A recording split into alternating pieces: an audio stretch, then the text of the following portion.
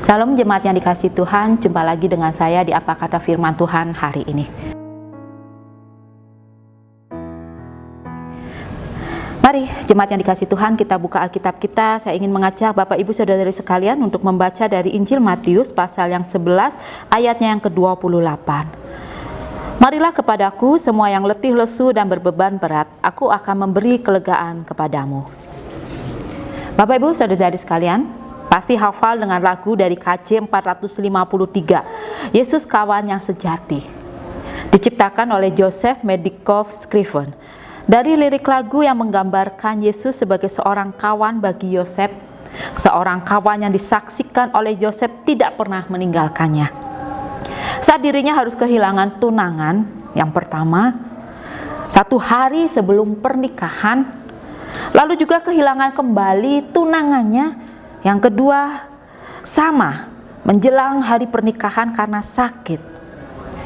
Joseph memilih hidup di tempat yang kecil dan melayani janda dan orang-orang miskin dengan apa yang diperolehnya, termasuk tenaganya untuk memotong kayu bagi mereka. Joseph larut dalam kesedihan tentu, tetapi Yosef memilih untuk bergumul dan memilih untuk mendekatkan diri kepada Tuhan di dalam segala kesulitan, di dalam segala kesedihan yang dialami oleh Joseph. Lirik lagu Yesus Kawan yang Sejati dituliskan sebenarnya untuk menghibur ibunya yang sedang sakit, sedangkan dirinya tidak bisa kembali karena terpisah di seberang samudra yang jauh dan tidak bisa seketika pulang untuk menjenguk ibunya. Di tengah ketidakberdayaan Joseph menuliskan sesuai dengan pengalaman hidupnya, dengan tujuan ibu yang sedang sakit memperoleh kekuatan untuk melihat Yesus sebagai kawan yang sejati di dalam pergumulan sakit penyakit yang dialami oleh ibunya.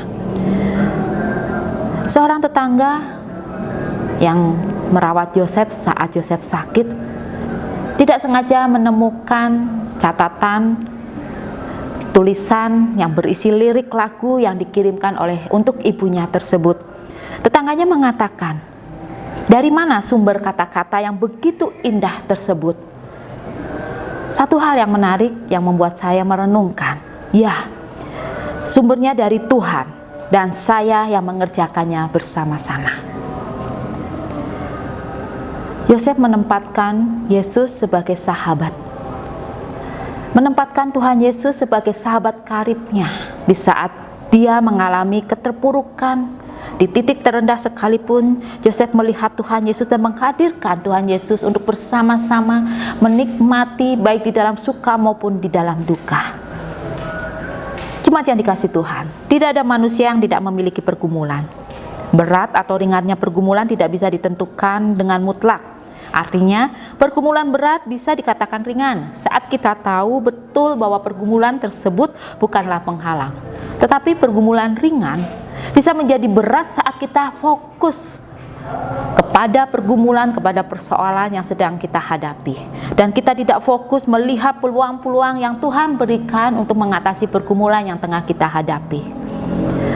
Dari bait pertama, lagu Yesus Kawan yang Sejati juga menyampaikan hal yang sama. Pergumulan berat sekalipun tidak menjadi beban saat kita memiliki seorang yang memberikan jaminan dan menjadi penolong bagi kita. Tetapi berbeda dengan sebaliknya saat kita mengandalkan diri sendiri dan tidak melibatkan Yesus sebagai sahabat sejati kita. Apa yang sedang Anda rasakan saat ini? Persoalan hidup yang membuat kita semua merasakan berada di titik terendah, perasaan hancur, perasaan terluka, atau perasaan pesimis karena begitu beratnya beban hidup Anda sekalian. Matius 11 ayat 28 dengan jelas mengatakan kalimat Tuhan Yesus, "Marilah kepadaku semua yang letih lesu dan berbeban berat, aku akan memberi kelegaan kepadamu." Jika oleh pencobaan kacau balau hidupmu, kalimat di dalam lagu Yesus Kawan Sejatiku dengan jelas mengatakan, jangan kau berputus asa. Pada Tuhan berseru. Yesus Kawan yang sejati tidak ada taranya.